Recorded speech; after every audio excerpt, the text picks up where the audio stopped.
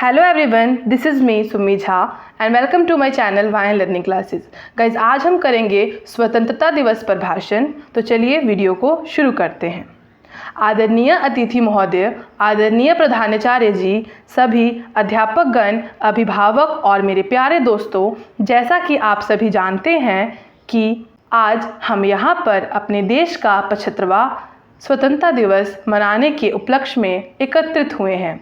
सबसे पहले मैं आप सभी को स्वतंत्रता दिवस की बधाई देता हूँ या देती हूँ। 15 अगस्त भारतवर्ष का राष्ट्रीय पर्व है। भारत देश वर्ष 1947 तक स्वतंत्रता संग्राम लड़ने के पश्चात ब्रिटिश शासन से 15 अगस्त वर्ष 1947 को मुक्त हुआ और एक स्वतंत्र राष्ट्र बना। तभी से भारतवासी इस दिन को स्वतंत्रता दिवस के रूप में बहुत ही धूमधाम और हर्षोल्लास से मनाते हैं। आओ झुककर सलाम करें उन्हें जिनकी ज़िंदगी में मुकाम आया है।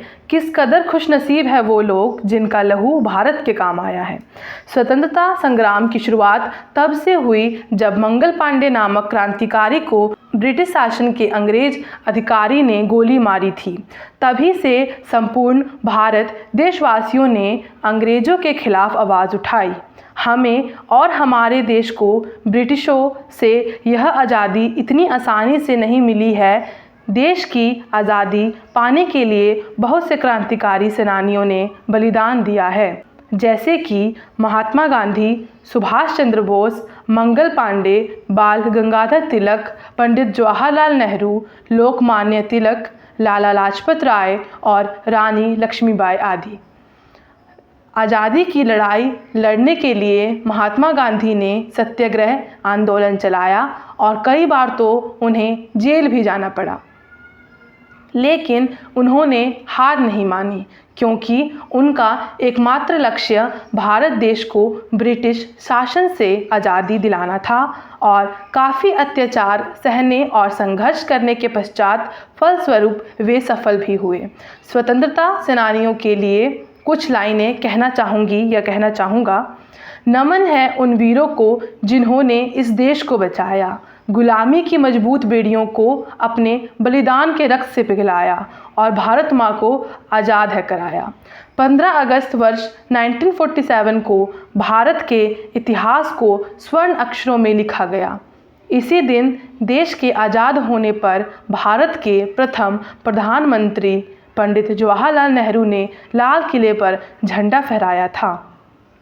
तभी से प्रत्येक वर्ष देश के प्रधानमंत्री लाल किले पर झंडा फहराते हैं, राष्ट्रगान गाते हैं और सभी शहीद स्वतंत्रता सेनानियों को 21 तोपों से श्रद्धांजलि दी जाती है।